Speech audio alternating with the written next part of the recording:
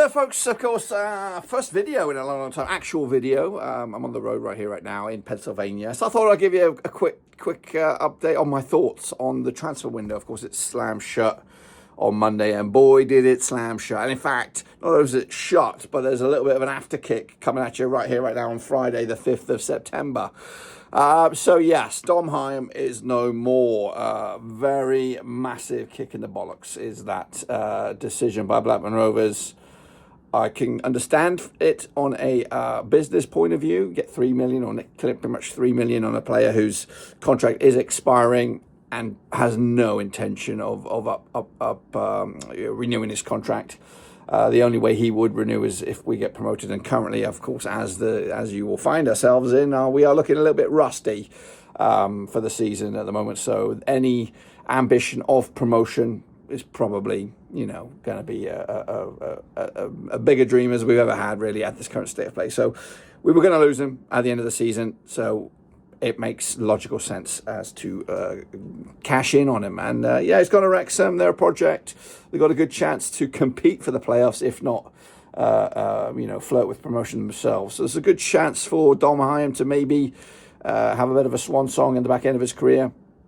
And I say that back end of the career, he's at his peak right now. I think this was the move that was going to get the biggest contract for him. And I'm sure Wrexham are going to pay him handsomely. But, and I get it. And in all other circumstances, I think I probably would have, encouraged the deal. It's just that it's left us dramatically short with lack of experience now within the whole squad. Not only the back line, but the whole squad itself has been stripped completely now of championship experience and left us with a young, raw, are they ready defensive line. So it is a major blow. And of course, when everyone's fit and raring to go, let's talk about that defensive structure that we've got here. We've got Scotty Wharton, of course, probably the most senior man on deck right now. He'll be one of the left-sided centre backs. We've got Scott McLaughlin, of course, red carded last time. He's not available for the next couple of games, I believe. So those are our two left-sided centre backs. With Hayden Carter, and again, don't get me wrong, Hayden Carter, when fit and on it, is pretty a decent defender that was linked with moves to Newcastle and all that kind of stuff, a couple of years back. So if we can get that Hayden Carter back with that bit between his teeth, then we've got a player there. We've definitely got a player there, and of course he could be backed up, at the moment. With, I think, Lewis Miller would be the next right-sided centre-back. So those are our four centre-backs on paper. We do have the youth squad we can dip into, but realistically, we don't. The situation that we currently find ourselves in, we don't want to do that because it's going to be a recipe for disaster. Then then we can look at the squad in a broader sense here, because a lot of the players that we have brought in have been brought in for the versatility, square pegs, round holes kind of things. And I'm not the biggest fan of that. We've got Harry Pickering could come in at left-sided centre-back. I think Ribeiro can do a job there.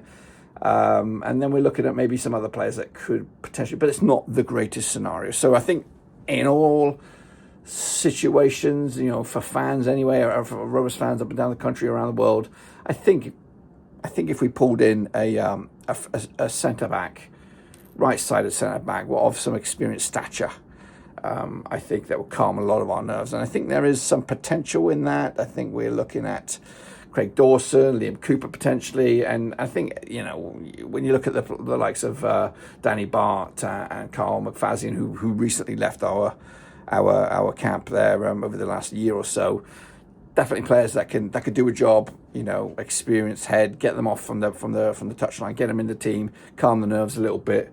So I think that if that can get done and get done pretty quick, then I think that splash of experience plus what we got left will be okay. And hopefully, because of the lateness in the game in that Dom Hyam deal, there is true intentions to strengthen the defence in January with a look at some targets that were earmarked for the summer. But realistically, it is poor play once again by the recruitment staff, and of course who's ever making the decisions. You can't let all that numbers go out without replacing.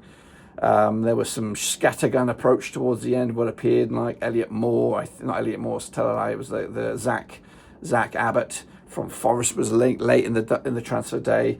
and that would just, you're trading experience for another rookie. I don't think that's up. There is potential out there, and definitely with, within the budget of what we generated now for Dominic Hyam. The worry is, where is that money going to go? Is that going to get reinvested at all? Probably not. So that's that's my little hot take, or my vibe on that at the moment. And then this morning, and of course on the back end of the transfer day, there was rumours of Makhtar Gueye leaving. Aberdeen was linked on the transfer deadline day itself. That never materialised. And again, at that point in time, I thought, it's probably a good move for him to get out on loan, and then maybe we could explore somebody else, like again, all within the transfer deadline day itself. Makhtar Gueye out, maybe somebody in, and that's fine, because his last performance, or last couple of performances, have been very poor. And it just, you can already know that Big Val's not the biggest fan of Makhtar Gueye getting offside all the time, and just not knowing his position.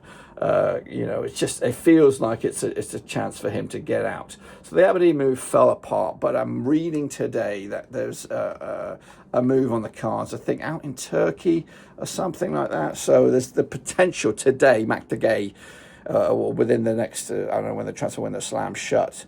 I think it's another week, another 7 days. So I think, it's going to be telling to see just where that story goes. You would imagine from the and honestly, Good Johnson coming in, Ohashi up top, we've strengthened the attack. Ideally, I wouldn't mind keeping Makhtar Gueye for the next few months to the January transfer window, because you're only one injury away from being absolutely screwed. And lack of depth.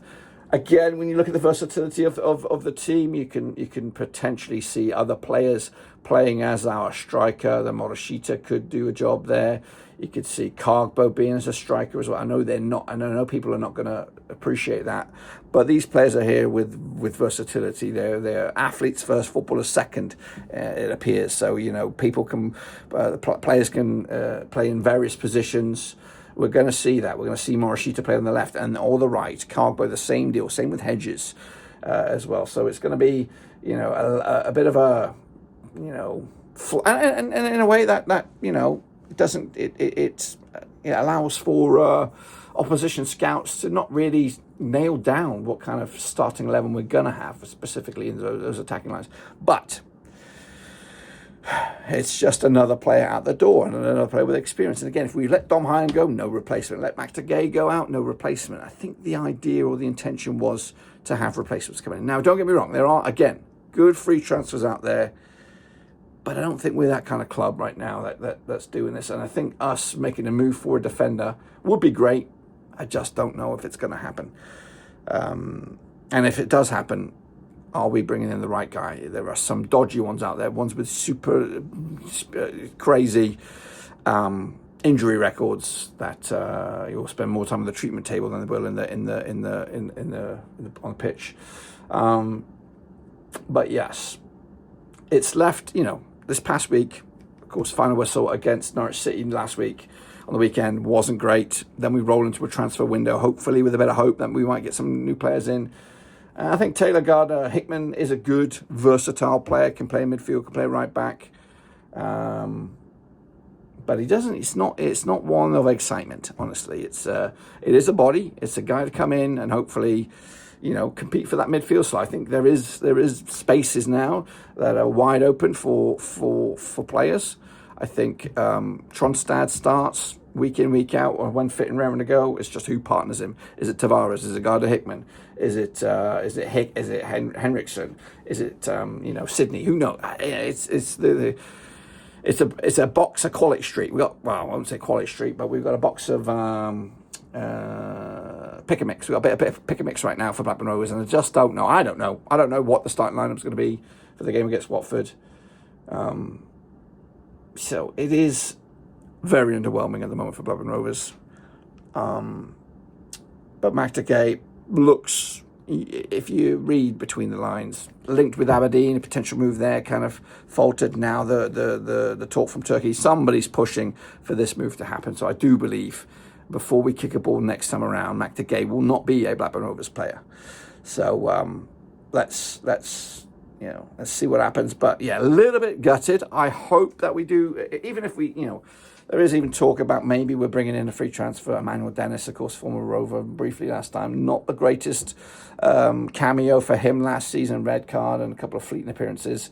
But there is quality in there, and if we were to explore that, then maybe that's something that could add a bit more quality to us. But again, doubtful, very doubtful that that kind of move is going to happen. Now, again, I would be love to be proven wrong, but at this moment in time, it looks like our squad is going to be a little bit thinner than expected when we return for Watford. Anyway, I'll be back by then, I hope. It's touch and go for that watch long, but make sure you subscribe, smash like. I've got a lot of content coming at you over the next few days, and of course, hopefully, we'll be back with a bounce. But until then, I'll see you soon, and I'm out of here.